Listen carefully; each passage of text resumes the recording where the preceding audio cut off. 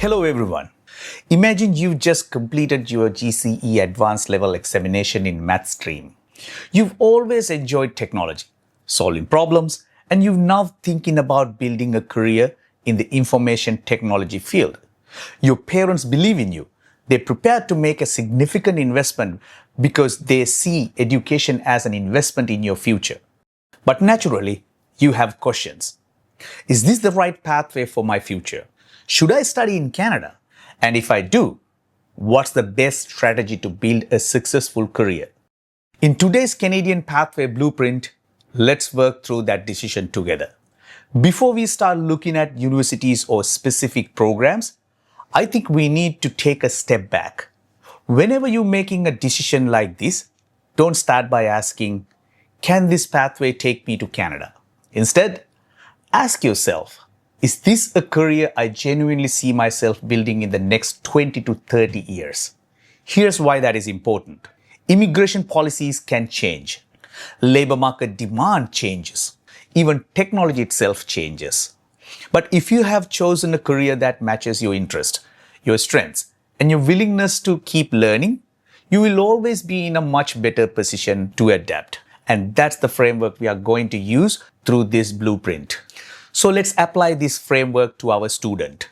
If you have completed your GCE advanced level in math stream and your goal is to build a career in information technology field, a bachelor's degree would be generally the most suitable starting point for this student profile. Here's why. You are not simply earning a qualification. You are building the foundation for the next 30 to 40 years of your career. A bachelor's degree gives you a broader understanding of computing, strengthens your problem-solving skills, and provides the flexibility to move into different areas of information technology field as your career evolves. It also creates more opportunities to gain practical experience through core programs, internships, research projects, and industry networking while you are studying. And that's where many students underestimate the journey. Your success won't be determined by the degree you graduate with.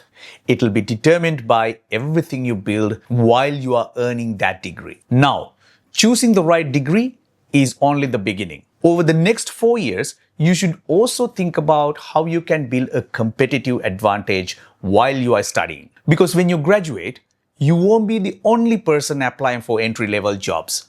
There will be other graduates with similar qualifications, similar coursework, and similar goals. So the question becomes, what will make you stand out? This is where practical experience matters. If your program offers a co-op or internship opportunities, take them seriously. Work on real projects. Build a portfolio that shows what you can actually do. You could also contribute to open source projects. Take part in hackathons and learn how to work with other people in a professional environment. And don't underestimate communication skills. In the IT field, employers are not only looking for technical knowledge, they also want people who can explain ideas clearly, solve problems, work in teams, and continue learning. So during your degree, don't focus only on collecting credits and passing exams. Use those 4 years to build your skills, your experience, your professional network, and your confidence. Because the goal is not to simply graduate. The goal is to graduate ready to compete. Now that we have established the education strategy, let's look at a few real examples. For the 2026-2027 academic year, these are some institutions across Canada offering bachelor's level programs related to computer science and the broader information technology field. These are not rankings or endorsements. They are examples from different regions and tuition ranges to help you begin your research. At the premium end, the University of Waterloo in Ontario offers a Bachelor of Computer Science, available through both regular and co-op routes. Conestoga College in Ontario offers a 3-year Bachelor of Computer Science, demonstrating that public colleges can also provide degree-level education in this field. In British Columbia, Simon Fraser University offers undergraduate study in computer science. In Manitoba, the University of Manitoba offers a Bachelor of Science pathway in computer science.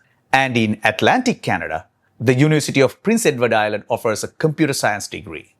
As you probably notice, tuition fees, Program structure and student experience can vary significantly across Canada. Don't choose an institution based on only tuition. Compare the program structure, co-op opportunities, admission requirement, location, living cost, and how well institution aligns with your long-term goal. And because tuition, intake availability, PAL requirement, and immigration policies can change, always verify the latest information before making your final decision. So, let's bring everything together and look at what this journey could look like for this student profile. It begins with selecting a suitable bachelor's degree and receiving an offer of admission from a Canadian designated learning institution. Before applying for your study permit, depending on the province and the current government requirements, you may also need to obtain a provincial attestation letter, commonly known as a PAL. If your study permit approved, you will begin your bachelor's degree in Canada.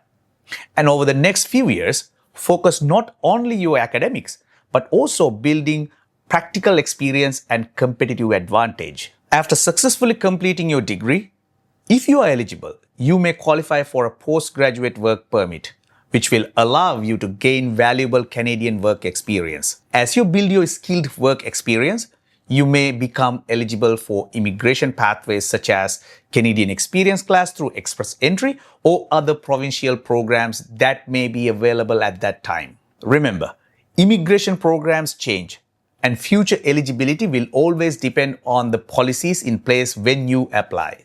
But in the long term, objectives remain the same. Build a strong education, build a successful career. And if you choose to make Canada your permanent home, position yourself to take advantage of the immigration opportunities available at that time. And that's what this blueprint is designed to help you do. So, after looking at this student profile from every angle, I believe this is a strong pathway, and not because it guarantees permanent residence, but because it gives a motivated student the opportunity to build a strong education, gain valuable experience, and develop skills that are respected around the world.